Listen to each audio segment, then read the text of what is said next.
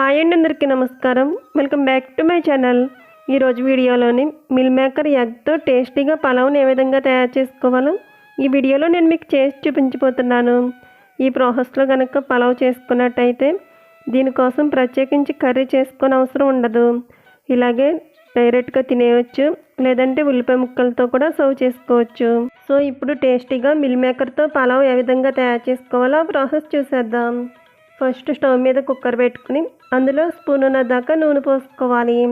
అలాగే 1 స్పూన్ దాకా నెయ్యి కూడా వేసుకోవాలి. నెయ్యి వేసుకోవడం వల్ల ఈ మిల్ మేకర్ ఎగ్ పలావ్ కమ్మగా చాలా రుచిగా ఉంటుంది. నెయ్యి పూర్తిగా కరిగిన తర్వాత ఇందులో హోల్ గరం మసాలాలు వేసుకుని మంచి అరోమా వచ్చే వరకు వేగించుకోవాలి. దాల్చిన చెక్క, అనాస్ పువ్వు, లామ్ మొగ్గలు, యాలకులు, కొంచెం షాజీరా వేసుకుని వేగించుకోవాలి. ఇవి ఇలా వేగుతున్నప్పుడు ముందుగా ఉడికించి పెట్టుకున్న కోడిగుడ్లను వేసుకోవాలి. కోడిగుడ్లు వేసుకుని కొంచెం పసుపు వేసుకుని 2 నిమిషాల పాటు వీటిని వేగించుకున్న తర్వాత ఇప్పుడు ప్లేట్లోకి తీసుకుందాం.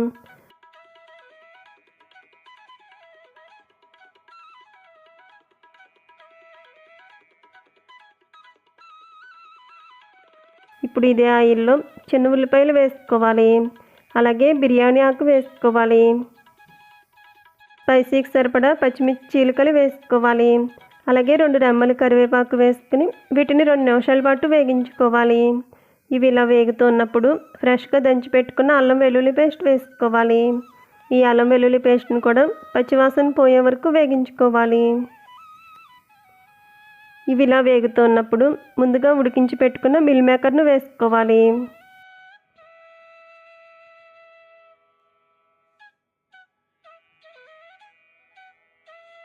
2 నిమిషాల పాటు ఈ మిల్ మేకర్ని ఆయిల్లో వేగించుకున్న తర్వాత ఇందులో 1/2 టీ స్పూన్ పసుపు వేసుకోవాలి.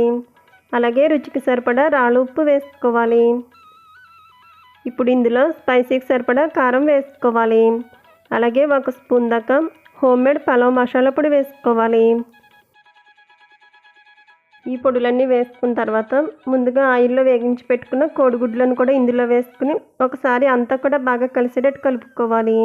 ఇవి ఇలా వేగుతున్నప్పుడు ముందుగా కడిగి పెట్టుకున్న 2 కప్పుల దాకా బియ్యం వేసుకోవాలి.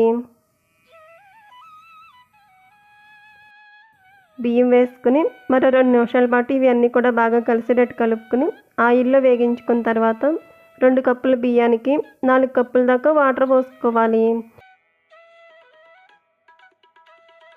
ఈ కొలతలతో కనుక వాటర్ పోసుకున్నట్టయితే మనం నార్మల్ రైస్తో పలావ్ చేసుకున్నా కూడా పొడిలాడుతూ బాగా వస్తుంది.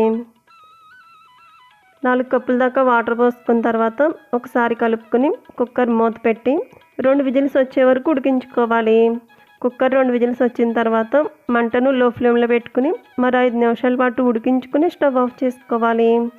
ఇప్పుడు కుక్కర్ ప్రెజర్ పోయిన తర్వాత మూత తీసినట్టయితే ఎంతో టేస్టీగా ఉండే meal maker egg pulao ready అవుతుంది. చూసారు కదా ఫ్రెండ్స్, చాలా సింపుల్గా చాలా టేస్టీగా మిల్ మేకర్ మరియు ఎగ్తో పలావ్ను టేస్టీగా ఈ విధంగా తయారు చేసుకోవచ్చు. మీరు కూడా తప్పకుండా ఈ ప్రాసెస్లో ఇంట్లో ట్రై చేసి రుచి చూడండి, చాలా బాగుంటుంది. సో ఫ్రెండ్స్, ఈ వీడియో నచ్చితే లైక్ చేయండి. అలాగే మీ ఫ్రెండ్స్ అండ్ రిలేటివ్స్కు షేర్ చేయండి. Thank you for watching video friends.